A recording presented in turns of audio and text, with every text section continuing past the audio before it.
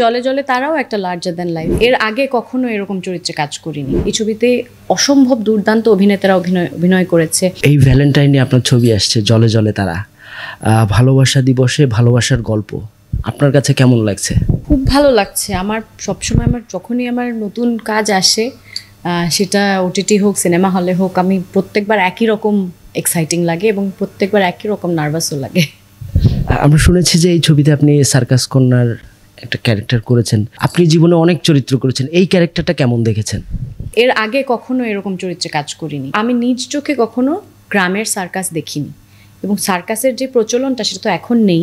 সেটা অনেক অনেক বছর আগে নদীর ঘাটে ঘাটেই সার্কাস দল ঘুরে ঘুরে তাঁবু গেড়ে সার্কাস দেখাতো, বিভিন্ন গ্রামে গ্রামে ঘুরে ঘুরে।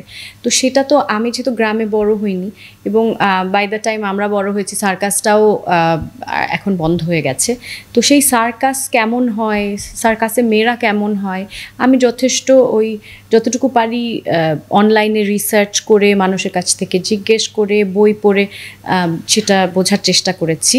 এবং সত্যি কথা বলতে এটা শুনতে হয়তো একটু ক্লিশেড শোনায়, সবাই বলে যে এরকম চরিত্রে আমাকে আগে কখনো দেখেনি, কিন্তু এটা সত্যিই তাই। এবং আমি কনসিয়াসলি ওই রকম ধরনের চরিত্রই নির্বাচন করি আমার কাজের জন্য, যেই চরিত্রে আমাকে আগে কেউ কখনো দেখেনি।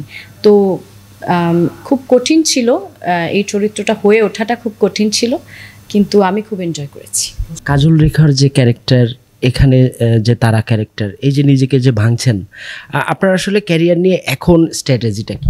আমি আসলে কোনো স্ট্র্যাটেজি নিয়ে কখনোই কাজ করিনি। আমি যেটা আমার ভালো লাগে আমি সেটা করি। আমার যেটা গত 5 বছরে আসলে টেলিভিশনে আমি যখন নাটক করতাম তখন আমার ওখানে টেলিভিশনের কাজের কিছু লিমিটেশন থাকে। টেলিভিশনের অত বেছে চরিত্র বেছে কারণ ওটা একটা অনেক কাজ হয় একসাথে টেলিভিশনে। আর আমার যেহেতু একটা ফুল টাইম জব আছে, এটা তো আমার ফুল টাইম প্রফেশন না অভিনয়টা। তো দেখা গেছে যে টেলিভিশনে আমি ঠিক আছে যখন সময় করতে পেরেছি, তখন যেই স্ক্রিপ্ট পেয়েছি সেই কাজ করে ফেলেছি।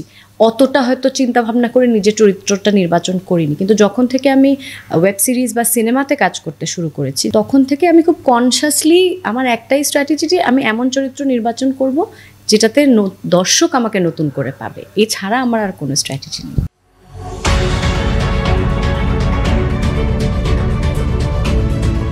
আপনি কি চাইবেন, ছবিটা পুরস্কার সম্মাননা বয়ে নিয়ে আসুক নাকি কমার্শিয়ালি হিট করুক? আমি দুটোই চাইবো, কারণ ছবিটি একদম পুরোদস্তুর কমার্শিয়াল একটি ছবি। খুবই শক্তিশালী একটা গল্প আছে এই ছবিটার। সেই সাথে ছবিতে গান আছে, সার্কাস আছে, টুইস্ট আছে, ভিলেন আছে, হিরো আছে, হিরোইন আছে, সব ধরনের এলিমেন্ট আছে একটা কমার্শিয়াল ছবিতে যা থাকে। কিন্তু সেটা অবশ্যই রুচি সম্পন্ন এবং মানে প্রত্যেক স্তরের, প্রত্যেক সোশিও ইকোনমিক স্টেটাসের মানুষজন, গ্রাম হোক শহর হোক, এই ছবিটি দেখবে এবং এই ছবিটিতে ছবিটি ভালো লাগতে পারে এবং ছবিটি এনজয় করবে, অন্তত এইটুকু আমি বলতে পারি। দর্শকের হলে এসে ছবিটি দেখা উচিত। আর পুরস্কারও এই ছবিটি বয়ে আনতে পারে, কারণ এই ছবিটিতে এমন কিছু এলিমেন্ট আছে, আমি বললাম যে বাংলার প্রাচীন সময়ে যেই সময় আসলে সার্কাস দলের একটি গল্প, সার্কাস যে সময় জনপ্রিয় ছিল, এই ছবিতে অসম্ভব দুর্দান্ত অভিনেতারা অভিনয় করেছে। ফজলুর রহমান বাবু ভাই, আমাদের মনিরা মিঠু আপা, আমাদের পাভেল ভাই, আজাদ আবুল কালাম পাভেল ভাই। তো এই জন্য ছবিটা একটা অন্য জায়গায় চলে গেছে এই শক্তিশালী অভিনেতাদের অভিনয়ের কারণে।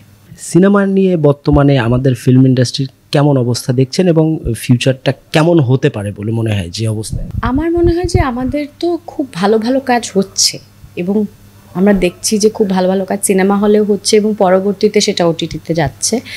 তবে হ্যাঁ, মানে ওভারঅল আমি যদি একটা ইন্ডাস্ট্রি বলতে যা বোঝায় যে এখানে প্রচুর কাজ হচ্ছে, অনেক রেভিনিউ জেনারেট করছে, সেইটা হয়তো হচ্ছে না। আমরা জানি যে আমাদের হলের সংখ্যা অনেক কমে গেছে, হলগুলোর অবস্থা ভালো না। তারপরেও এটা একটা দিক। আর কিন্তু আরেকটা দিক হচ্ছে কন্টেন্টের জায়গায় আমরা, সিনেমার গল্পের জায়গায়, সিনেমার মানের জায়গায় আমরা একটা ভালো জায়গায় চলে এসেছি। এখন যেসব লার্জার দ্যান লাইফ ফিল্ম হচ্ছে সেই সবে কি দেখা যাবে কখন? আমার তো মনে হয় জলে জলে তারাও একটা লার্জার দ্যান লাইফ। তারাতে অ্যাকশন আছে, রোম্যান্টিক গান আছে, সব আছে। সেটা আপনি না দেখলে বুঝতে পারবেন না। জলে জলে তারাতে সব এলিমেন্ট আছে এবং এটা অ্যাবসলিউটলি একটা লার্জার দ্যান লাইফ সিনেমা যেরকম হয় ওই রকমই একটি ছবি। বড় পর্দায় দেখলে সেটা বুঝতে পারবেন। আমি কলকাতাতেও যেই ছবিগুলোতে অভিনয় করেছি সেগুলো তাই ছিল। মায়া এরকমই ছিল। প্রত্যেকটা ছবি আসলে আমার মনে হয় সিনেমা মানেই লার্জার দ্যান লাইফ।